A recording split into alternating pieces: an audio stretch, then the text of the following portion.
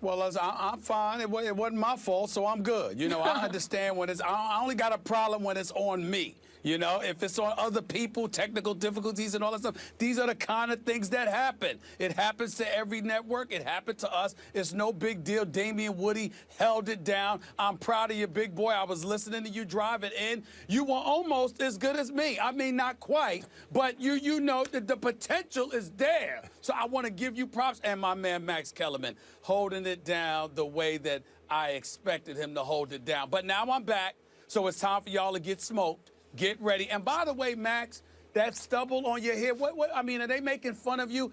From this studio, yes, it looks considerably gray. You almost look like Moses. What are you about to do, part the Red Sea? Hold on. What is that? I know that you're not talking about facial hair stenciling in this little thing. Went out in the late 90s.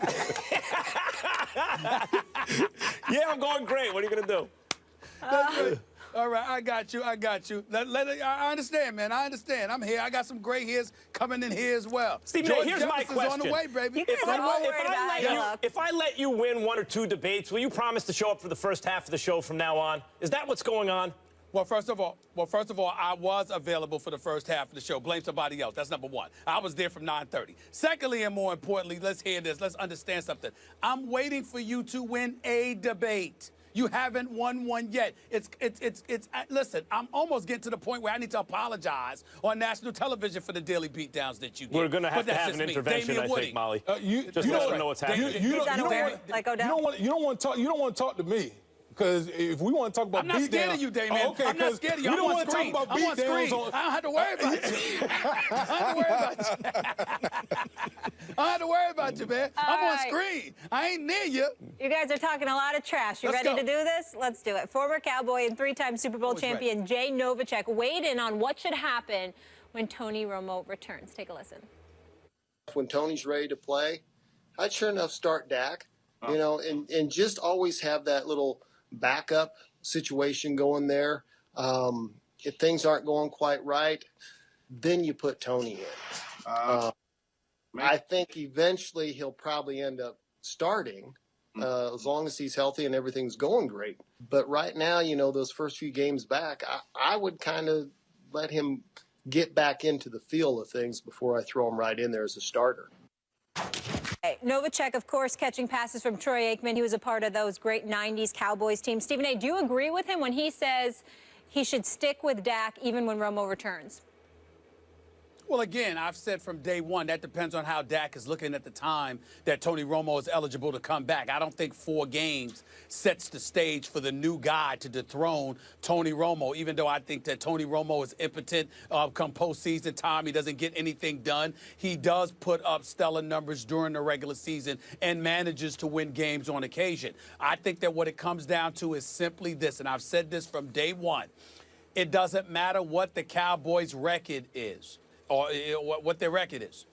If Dak Prescott is balling out up to the moment that Tony Romo arrives, you leave Tony Romo's behind on the bench. You move into a different era.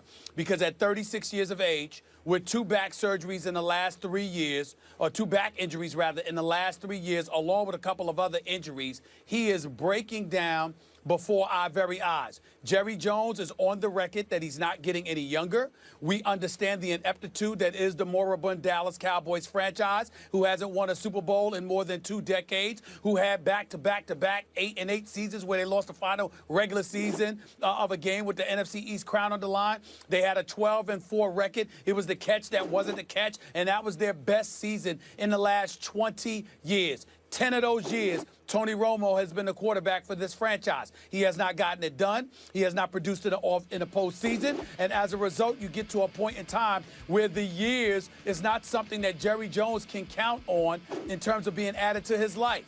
Time is running out. He is on the record saying so I don't feel off the cuff by saying that. And as a result, you've got to go with your best opportunity. There's something to be said for continuity, fluidity rather, and so on and so forth. And if they have that with Dak Prescott, what the hell are you messing with that for? You leave it alone, you flow with it, and you ride into a new era with this dude because he is a young stud who has the poise, and more importantly, the team is clicking with him.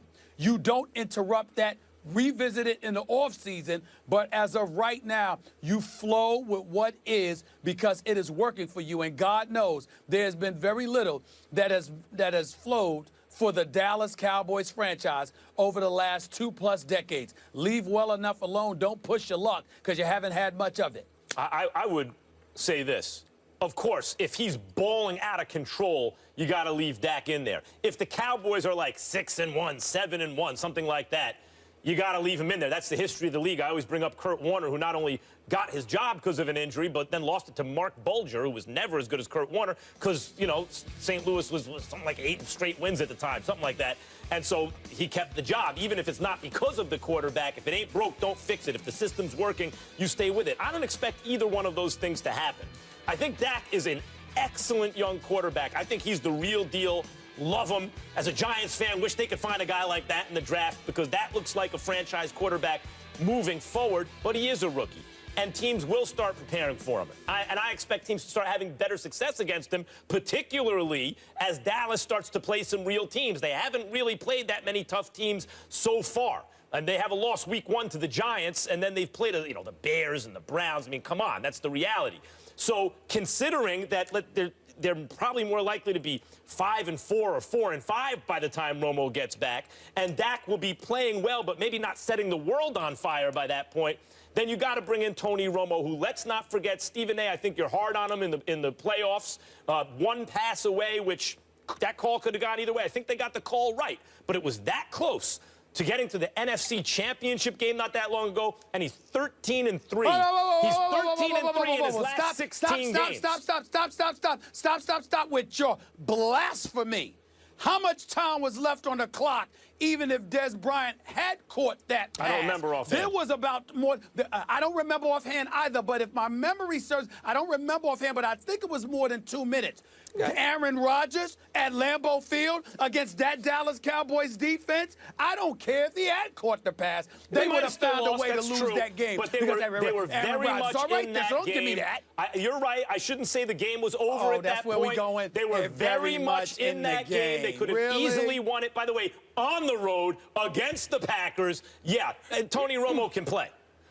Listen, man. That's where he's going, Damien. That's where he's going, Damien. In his last 16 games. Here's my thing. Why are we talking about a game that was like an eternity ago? Both of y'all sound like y'all both of y'all sound like y'all tap dancing like Gregory Hines. Just call it what it is. First of all, you stole my line. Wait a minute. First of all, you just stole my line. That's mine. And secondly, that is watch your mouth. You watch your mouth. Both of y'all out here tap dancing right now. My thing is this. Here's the deal. I don't tap It is time to turn the page. You know why? Because in football, more so than any other sport, your best ability is your availability. And Tony Romo is not an available quarterback. Tony Romo, throughout his career, has basically been an 8-8 quarterback. Would you agree with that, Stephen A. Smith? He's been an 8-8 quarterback. I've said this for he's been how many years? You got that from me. He's been an 8-8 quarterback. So if you're an 8-8 quarterback, I would rather ride with a rookie who has upside, who you can develop with the skilled players that the Dallas Cowboys have on that team, the offensive line that they have. Zeke Elliott in the backfield, Des Bryant. I would rather put my chances on Dak Prescott than somebody who's just broken down, who's hobbling out on the field. Forget about it. I'm rolling with Dak. I'm turning the page. I'm moving forward. Whoa. You can continue to talk. First of all, I have a couple of questions. Number one, don't be disrespectful. You're a guest. Number two, don't steal my line because that was my line about the Gregory Hines. Don't steal my line.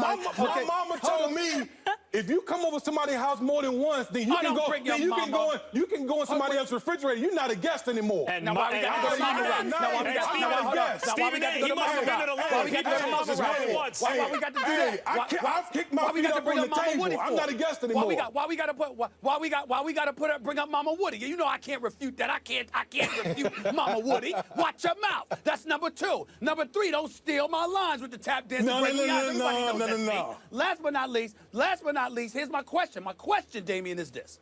Question. So, if Dak Prescott and the Dallas Cowboys are struggling, you're telling me that under no circumstances do you consider bringing Tony Romo back in if he's healthy? Listen, I'm all about the long-term vision. Long-term. Why hamper the development of Dak Prescott to bring in a quarterback that's broken down between the clavicle, the shoulder, the back? What more are you gonna get out of Tony Romo? He's been playing behind arguably the best offensive line in the league, and every other game something happened. He broke down here or there. So I'm not about to defend Tony Romo. Why even bother? I'm not about to. Why even bother? I'm not about to defend. I'm getting ready to answer your question. I'm not about to defend Tony Romo because I've always said if Dak Prescott is balling, you leave him in there. But at the same time, because he's just a rookie and because he has his whole future ahead of him, if the Dallas Cowboys for some reason find themselves struggling on offense with Dak Prescott at some juncture before Tony Romo returns, once he's eligible to return, I don't think you leave him sitting down under that condition this season. Dak Prescott is clearly the future, but with now being the priority, if he finds himself struggling over the next 5 or 6 weeks, now we got a different argument. But as of right now, I think you stay with Dak. But here's my thing: the Dallas Cowboys aren't an old team. They got a bunch of young players on that team. So if I'm the Dallas Cowboys, I'm looking at the Dallas Cowboys saying, listen, we got a chance to develop a young quarterback to go along with all this young talent that we have. Even if we do struggle, the payoff is going to come in the long. If the payoff is coming in the long term. You're not considering something. What is it, Max? What is it? That when Mama told you that you could go into someone else's fridge, it's probably because you were eating her out of house and home. Well, I was. I'm not denying that. That way, she sends you to someone's house one time. She sends you Mama back. You can open the fridge. You out. Huh? Mama could have knocked you out. That's what the problem was. She could have knocked you out. So these the lines we're throwing out now? Are these the lines we're throwing out? Week on a Wednesday. Can Tony Romo just come back so we can stop debating this and figure out what the heck's going to happen? That's all I want. Yeah, I mean, well, let's see what the record is. Let's see how he's playing. That's what it's going to come down to. We will leave it there. Thank you so much. The ratings are about to drop. Damien's leaving us, and now we're with Stephen A. the rest of the show. I tried to help you, Stephen A. I think the ratings. When I bless you with my presence, that good things happen. So I don't know. Hey, listen. You coming to my rescue, much appreciated.